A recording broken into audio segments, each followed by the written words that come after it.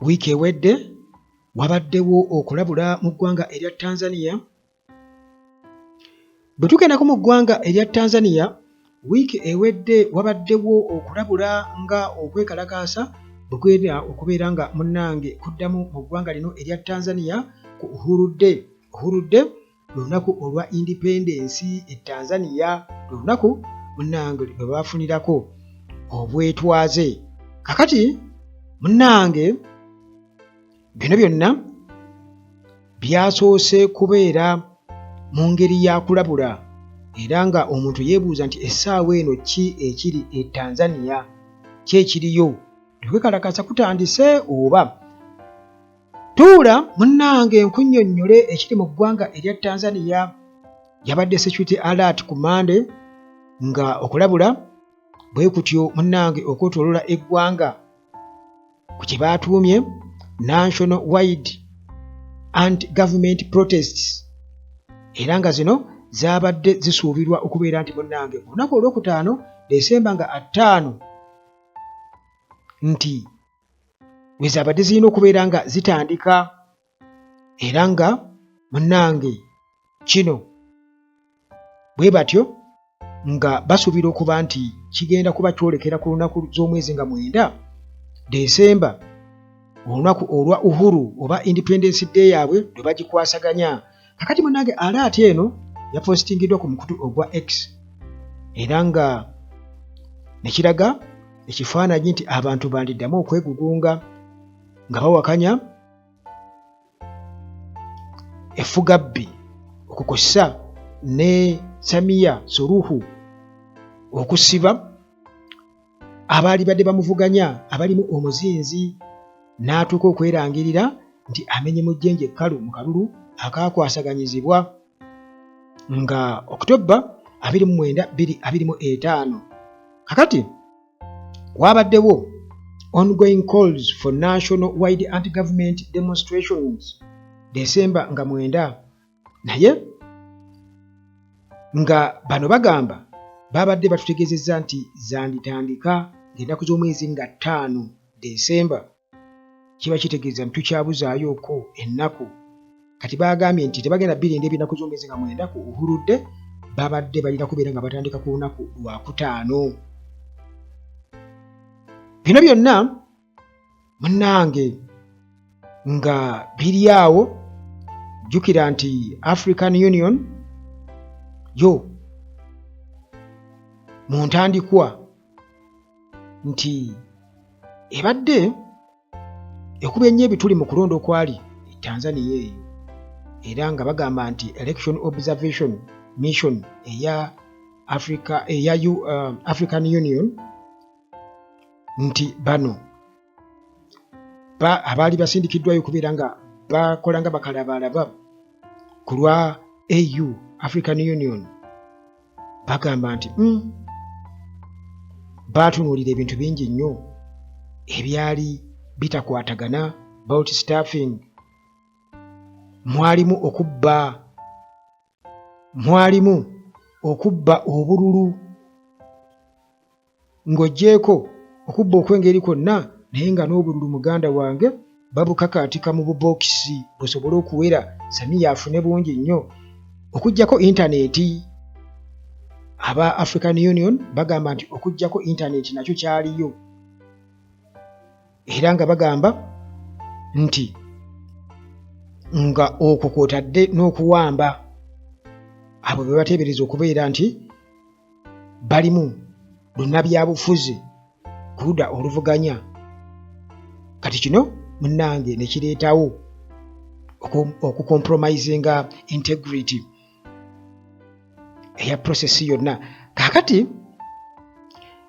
bano mu statement gye baakola ba African Union bagamba nti 2025 electoral process, okulonda process yonna mu Tanzania mbu teyatambula oba teetuukagana na mutindo gwa African Union principles.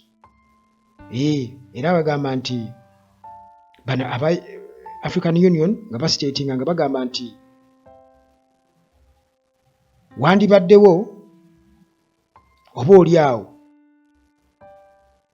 embeera endala mu kulangirira n'enkwasaganya y'akalulu gye bakikwasaganyamu naye engeri gye bakikolamu kiba kitegeeza nti Buganda bo tebabirecognizinga yadde ne results babeera tebazirecognizinga kati okwo kossa ne regional body eya SADC nayo yavaayo neyimusa eddoboozi lyayo mu kweraliikirira nga bagamba nti abalonzi tebasobola kubeera nga bakuba akalulu nga teri abakuba ku mukono.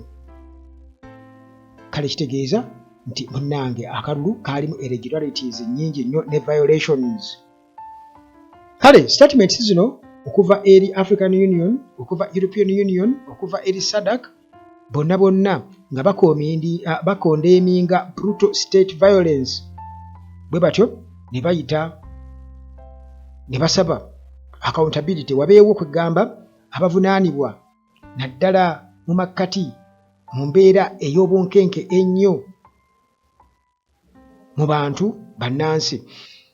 Kakati nti ng'omuntu yeebuuza nti ddala okwekalakaasa kwatandise e Tanzania oba nedda? Okwekalakaasa kwatandise oba nedda? Kati getufuna okuva eyo gagamba ki? Getufuna okuva eyo ng'era bwe nkutegeezezza nti essaawa eno ennaku z'omwezi ziri 7 Desemba 2025 ekituufu kiri nti wanabeerawo public sign nti ku planned Uhuru protests mu Tanzania nti zitandise mu bibuga byonna okwetooloola eggwanga Tanzania. Protests bamobilizers babadde bategese nga bakakasizza nti okwekalakaasa kuyinza otandika Friday nga 5 Desemba. Naye 5 Desemba lwatuuse mu Tanzania nga tuwulira maloboozi kuva eri bitongole ebikuuma ddembe nga bagamba Desemba nga 9 protests bategese teziri mu mateeka era bwe batyo ne basuubiza okubeera nga bakola ku muntu yenna aneenyiga mu protests ezo. Kakati security ebadde tight nnyo n'okutuusa kati security bagititininze okwetooloola major cities era n'okulabula okukwata abo bonna abanayitaba mu kwekalakaasa nako nga bwekukolebwa. Era bano bwe batyo nga bavumirira ekya social media calls nti bo kye bayita okukuma mu bantu omuliro oba amaloboozi agayita abantu okujja okubeera nga beetaba mu kwekalakaasa. Kakati munnange nti ng'oggyeko okulangirira oba okusaidi eya gavumenti okubeera nga balangirira balabula ne oludda oluvuganya nalwo nga lukakasanga okukalakasa okulijja okubaawo nti babadde basuubira okulijjatandika nga 15 olwo lusange olunaku olw'ameefuga nga 9 Desemba. Kale tewannabaawo wide spread demonstrations ezimakinga scale oba ezituuka ku mutendera gwezo ezaaliwo bwe tutyo nga twakava era nga tuli mu kalulu akakubibwa nga 29. Kakati munnange mu bufunze Uhuru protests tezinnaba kubeera nga zitandika nga bwe kyategeezeddwa nti zitandika ku Lwokutaano. Tezinnaba kubeera nga zitandika naye climate eriyo kwegamba ya bunkenke nti abakuumaddembe bangi nnyo buli wamu okukosa n'okubeera nga bagezaako nabo okubeera nga bateekawo okulabula ku TV stations, radio stations nti bannange temugeza kukola bwe muti.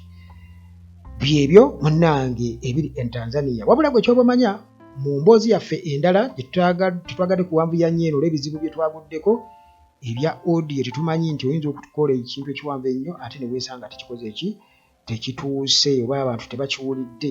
Kale Samia Suluhu bamubanja emirambo ne US nayo eyolekedde okujjulula enkolagana yaayo n'eggwanga erya Tanzania bye bigenda okuba mu mboozi yaffe eddako bwe tuba twogera ku ggwanga lino erya Tanzania. Mukama Katonda akuume.